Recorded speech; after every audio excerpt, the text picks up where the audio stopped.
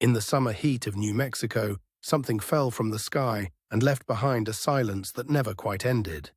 Before the world knew the name Roswell, witnesses were already asking what could break apart so strangely in the desert.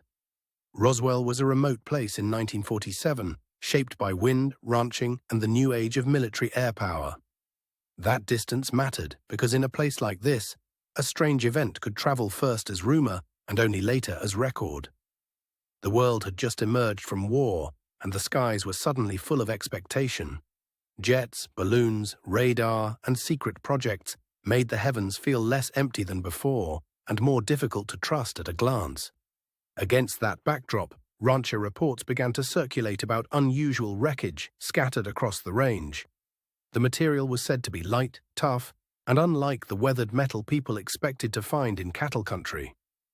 The first accounts were not grand or dramatic. They were practical, puzzled, and immediate.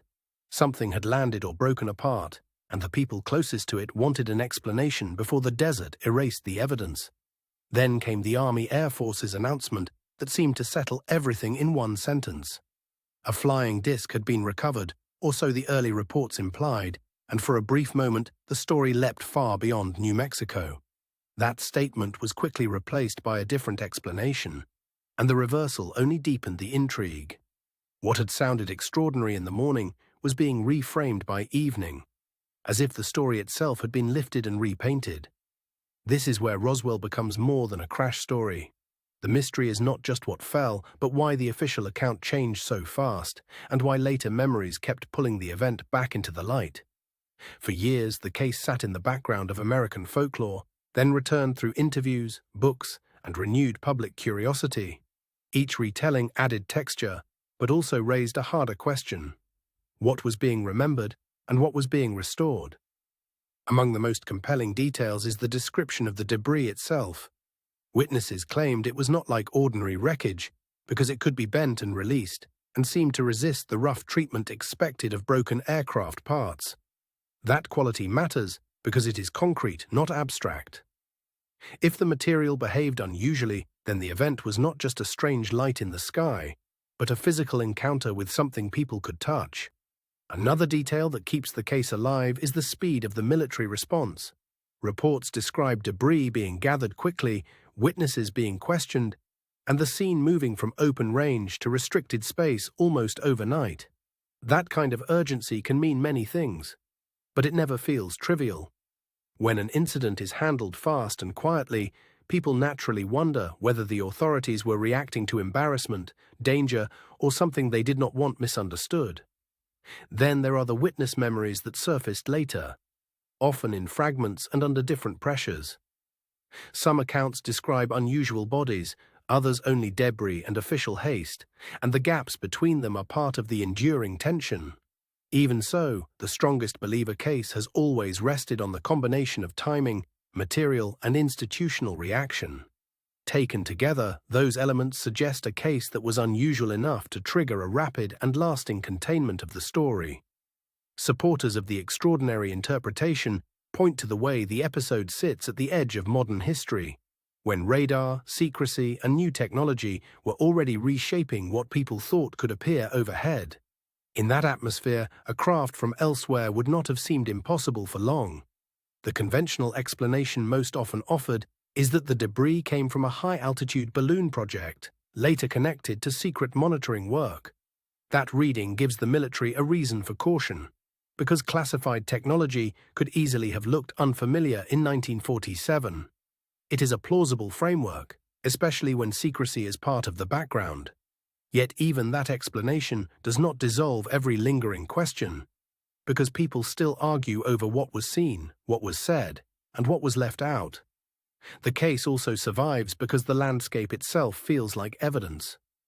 In an open desert, debris should be easy to notice, easy to lose, and hard to reconstruct later, which makes every surviving recollection feel more precious than usual. That is why Roswell remains so potent.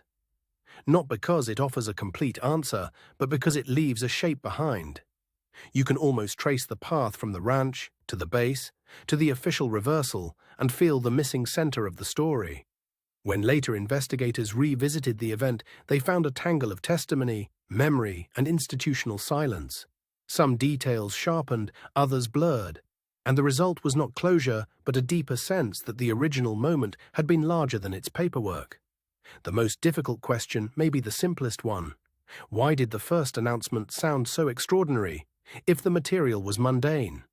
Even if the answer lies in confusion, haste, or miscommunication, the mismatch still feels hard to ignore. Roswell also endures because it became a template for modern mystery. Once people saw how quickly a strange event could be reclassified, they began to wonder how many other stories had been trimmed down before the public ever heard them. That broader suspicion is part of the emotional power of the case. The desert debris may have been small, but the implications were enormous. If something unusual reached the ground here, then the sky was not as empty as it seemed. And if the official explanation was correct, the event still reveals something important about the era.